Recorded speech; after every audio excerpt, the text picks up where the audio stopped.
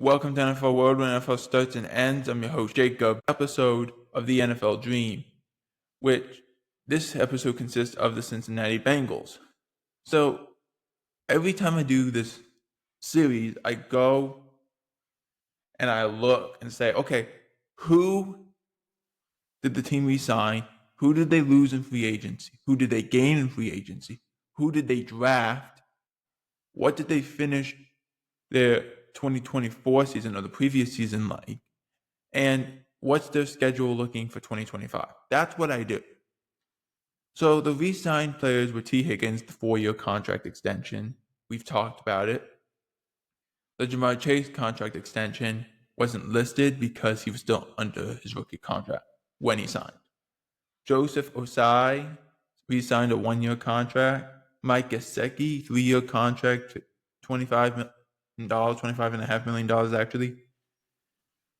$12 million guaranteed in year 1. Tanner Hudson re-signed a 1-year contract. B.J. Hill re-signed.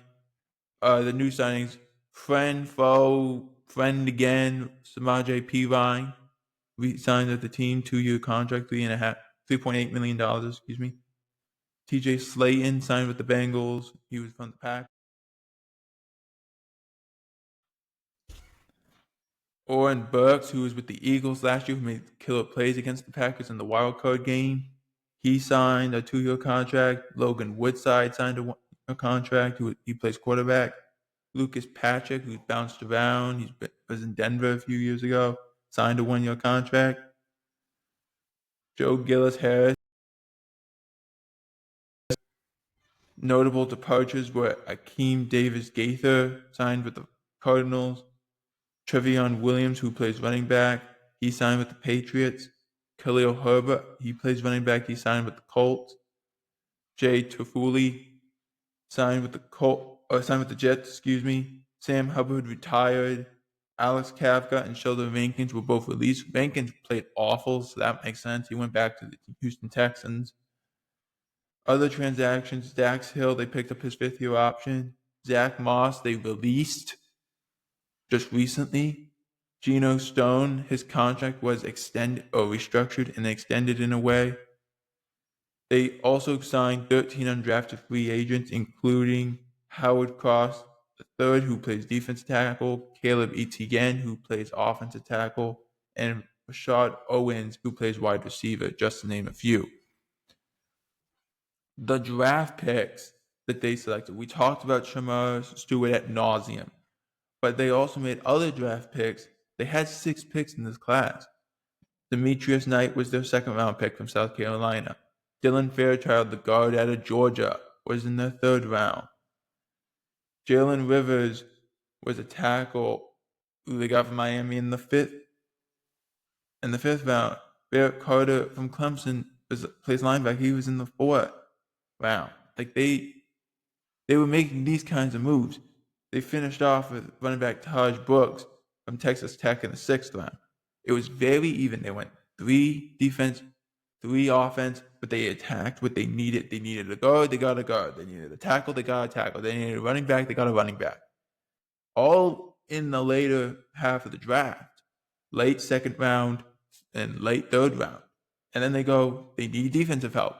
Edge rusher, linebacker again. They went linebacker in 2nd and then went linebacker in the 4th. They did these moves. This was good. This was a good draft. Does it fix what their problems are?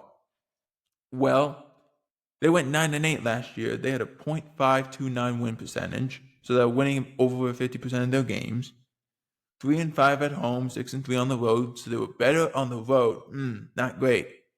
They won their last 5 games after starting so poorly to begin the season, which with the schedule they got this year, they cannot afford to do.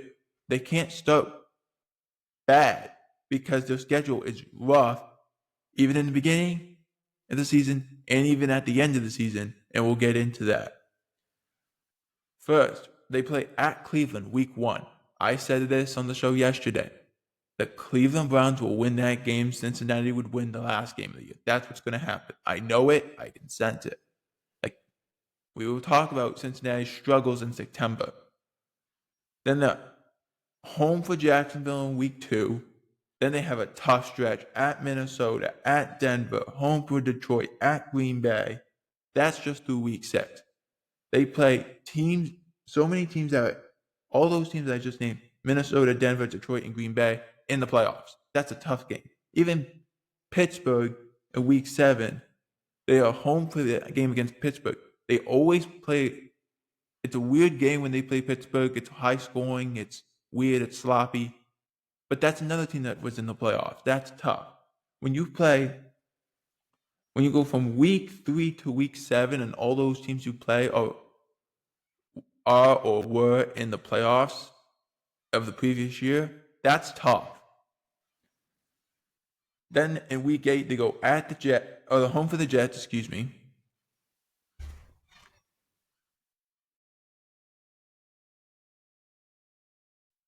In week 7, they're home for the Jets, then they're home for the Bears. Their bye week is in week 10. They come back from week 10, they're at Pittsburgh. Then they're home for New England. That's not an easy out. Then they go through a really tough stretch. We talked about Murderer's Row. This is if Murderer's Row was had an even more gruesome Murderer's Row. This is tough. They go at Baltimore, at Buffalo, home for Baltimore, at Miami. And you say, well, Miami's not that tough.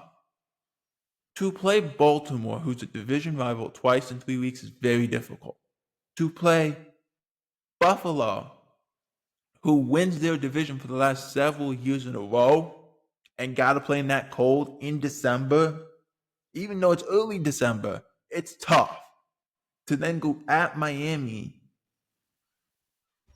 from extreme cold of Cincinnati, Ohio, to extreme hot, humid December weather in Miami, which could be raining. It rains in Miami, especially in December. And it's a late night game. It's going to be weird. It's not going to be an easy vibe. Don't be surprised if they only get one of those games. They might get 2, but I wouldn't be surprised if it's 1. Then they finish off the home for both games against Arizona and Cleveland. So what's my record for them? When we go through the whole list, and they finish with Cleveland, they start with Cleveland, and we talk about the whole way through. My predictions for the Cincinnati Bengals, 10-7. 10-7. They're right around where they were last year.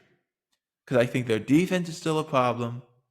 I think they got to fix this offensive line. They got to fix this run game. And I just don't have faith that defense is fixed. But also looking at the schedule, I still think they're going to have problems in September.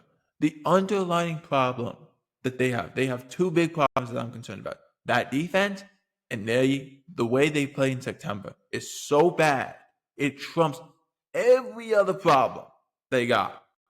With the run game, with the offensive line, it trumps everything.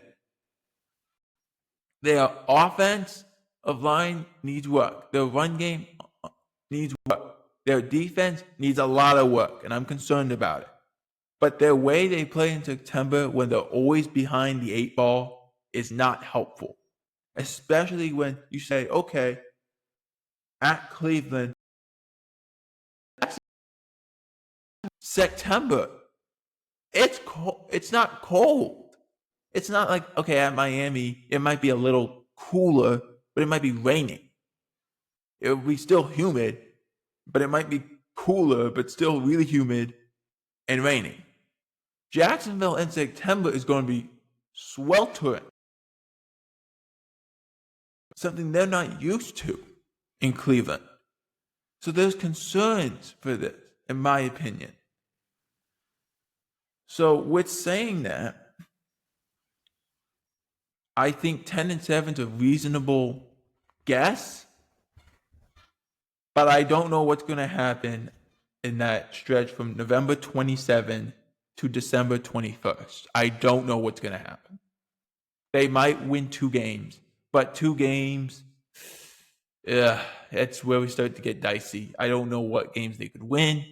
It's going to, like I said, in Baltimore, Maryland, in late November,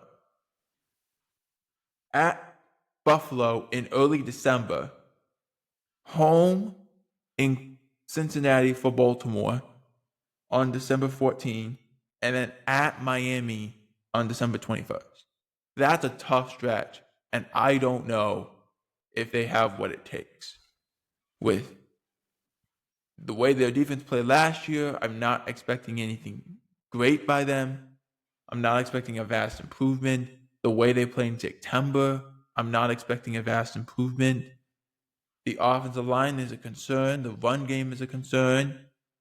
They are putting so much pressure on Joe Burrow, T. Higgins, and Jamar Chase. It's not good, in my opinion.